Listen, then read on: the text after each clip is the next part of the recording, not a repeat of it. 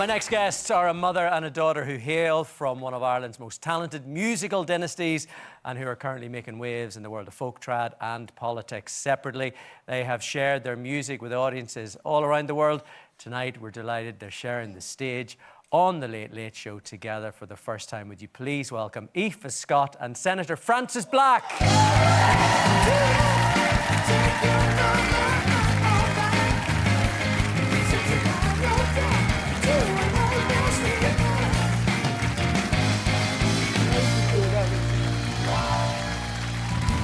There we go.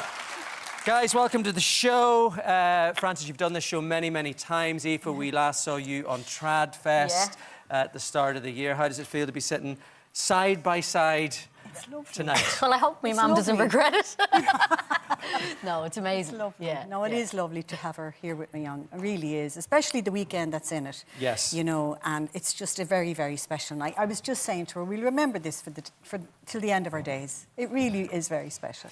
It's and you're on your best behaviour then. I'm trying to be good. Yeah. No boldness. Yeah. You're trying well. Now, the mother and daughter appearance on the Late Late Show is a bit of tradition in your family. We dug this up. We've got a little clip here. This is tell us what this is. This is you and your mum. How long ago was this? Oh, this is probably back in 1994, and my mum was in the audience. I was doing the Late Late Show with Gay Byrne, and my mum was sitting in the audience, and Gay Byrne had gone up to her beforehand and said, "If I come up during the show and ask you a few questions, will you chat?" And she said, "No, I don't really want to talk." She said, "I don't ask me, I'd be mortified." He said, "Will you sing a song?" She said, "Yes, I'll sing a song, yes." "Oh yes, I'll sing a song." And God love poor old Gay, because when she started singing, as you will see, he couldn't shut her up. So this is your mum, Patricia. Patty, we called her. Oh, Patty. Okay, so this is Patty, and this is Gay biting off a little bit more than he could chew. We've had to shorten this clip a little bit. See if you can work out where we've had to shorten this clip. This is Frances and her mum on the Late Late Show with Gay. My mother is a brilliant singer. Absolutely brilliant. Give us a verse of a song there, Mammy, will you? While you're there. Sure, you're sitting there doing nothing. It's Friday night. You might as well I used to be so happy with the birdies on the trees, and that's when I was courting, and it's in my memories. I used to feel so happy with my Henry by my side, looking forward to the day when I would be his bride.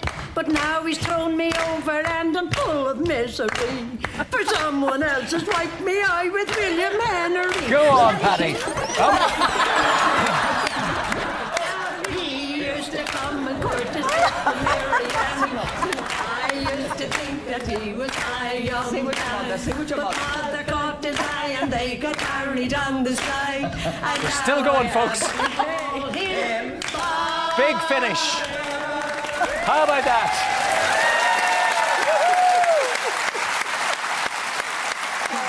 That is so good.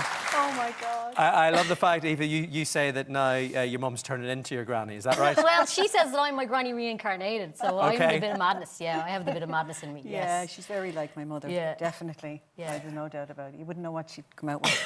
Well, look, I mean, you can tell where the music came from. I mean, you know, huge career, but you weren't really sure about this woman following your footsteps, were you? I mean, the music industry isn't something that I would have chosen. Both my kids are in the music industry, and it's not something I would have chosen. It's a tough industry. It can be very tough.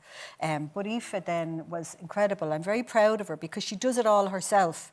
You know, I mean, in my day and in Mary's day, like, we had a record company and we had, you know, managers and we had people looking after us, whereas Aoife, she gets on the road, she does all her own managing, all her own tour managing, all her own record stuff. I mean, it's incredible. It's a different time now, but she does it all herself and she's doing really, really well. I'm so proud of her, actually. Really proud of her. Lovely.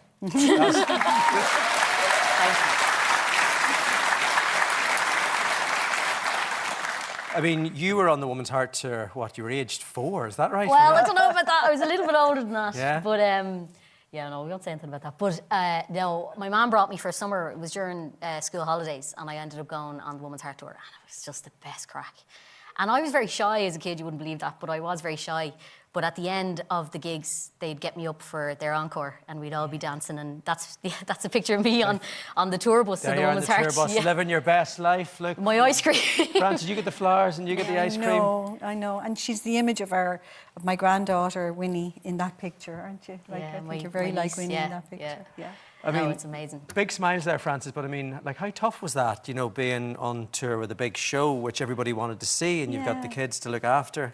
It was hard going in the early days, obviously.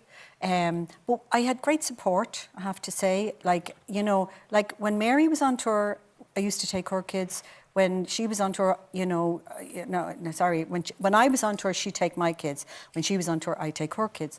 But my mother was living next door to us as well, and then I had an incredible partner, Brian, as well. So between the whole lot of them, they were, we had a great. It was like it takes a village, as you know.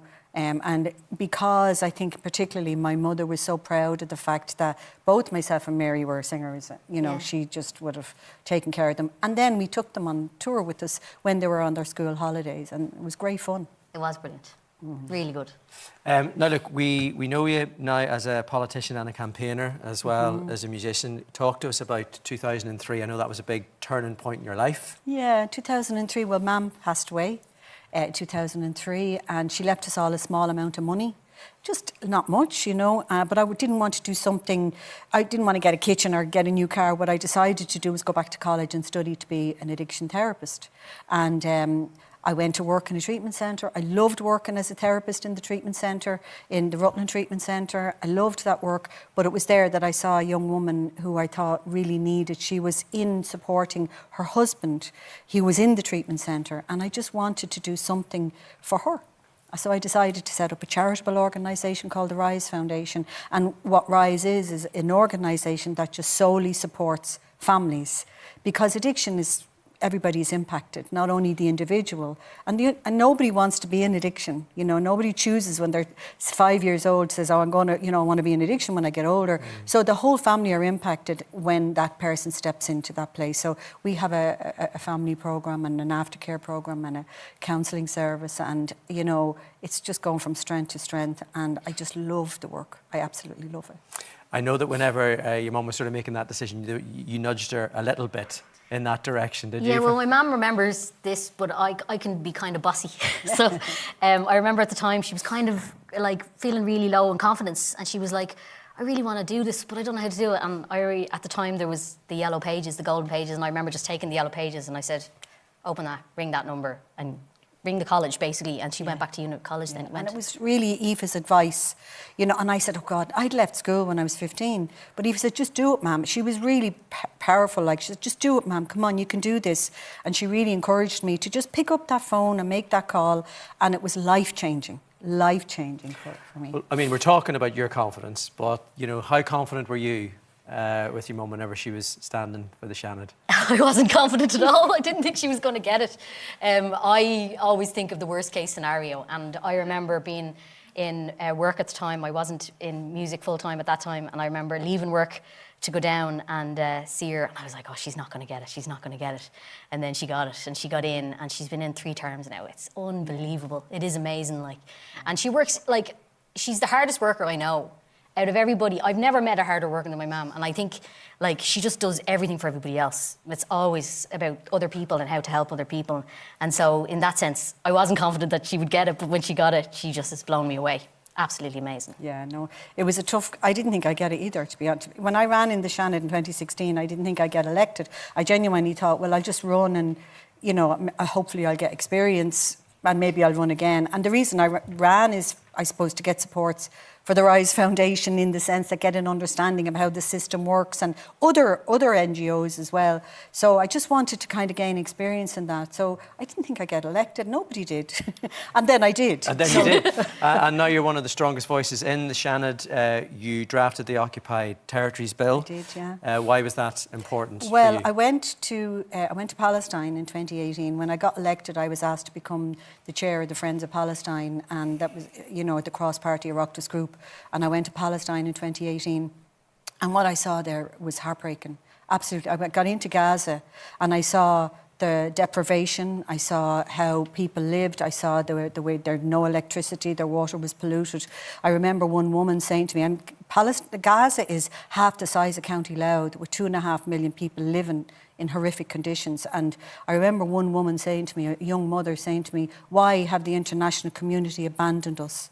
And that really broke my heart. And then I went over to the West Bank and I saw the apartheid regime over there, and I saw how people cannot even drive down their own roads, and their land and their homes are being taken off them on a daily basis. And there's big, huge settlements being built on these people. And they're breaking international, the Israeli government are breaking international law. It's absolutely war crimes. And now the ICJ have said that we shouldn't be trading with the illegal settlements, that every country is obligated to not trade with the illegal settlements. So that's back in 2018, I brought in the Occupied Territories Bill. And it's it's the only thing that I believe where real action, because there's no consequences to what Israel are doing. There's 18,000 babies, children have been killed, and there's no consequences. The world is watching and nobody's doing anything. And this is the only one tiny little step. This bill is so important to the Palestinian people. It's the tiny little step for for the Israeli government to have consequences to what they're doing. So I am hopeful that I'm meeting with the Taoiseach the next week. You are meeting with the Taoiseach. I know that the Taoiseach has promised that the bill is going to be enacted, but there's talk that it might now be watered down, and you're meeting the Taoiseach next week. So what are you hoping from that? I will hope that, my hope is that I'm going to ask the Taoiseach to please do not water down this bill. It's too important. And I'm also going to say when are you going to do this? This bill needs to be brought in as soon as is possible. This side of the summer, it has to be brought in. So that's what I'm going to ask the Taoiseach. And I hope, and I know the people of Ireland, I know the people in this country are so supportive of what's going on in Palestine and the Palestinian people. So I hope that the Taoiseach hears what the people and the activists, who are just incredible, here's what the people want. And I do think it's absolutely vital that this bill gets passed, doesn't get watered down, and gets passed as soon as is possible. Okay.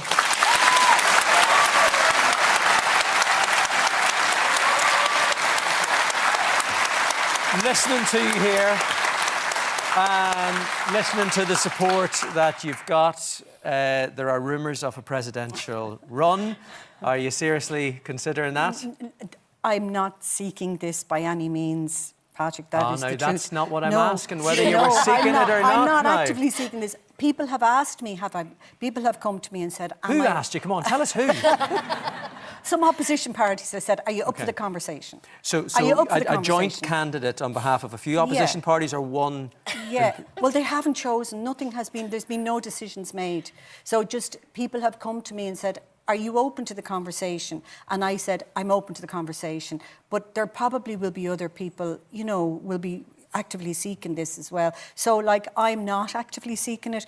But look, I am open to the conversation. Of course, I'm open to all conversations, But no, I haven't made any decisions whatsoever, and that is the truth. Okay, no decisions made yet. Aoife, what do you think? Would she make a good president? She would make an unbelievable president. She is the most caring, most loving, most Irish person that you could possibly be. She just cares about Ireland so much, and I think that would be unbelievable. But I'm not sure if I want to share her either. So, but I wouldn't mind a bedroom in the Oris either. Okay, so that's the deal sealed then. And you might get booked for the inauguration gig. You wouldn't know how that would all work out. I'll take all the gigs. Yeah, I'm ready.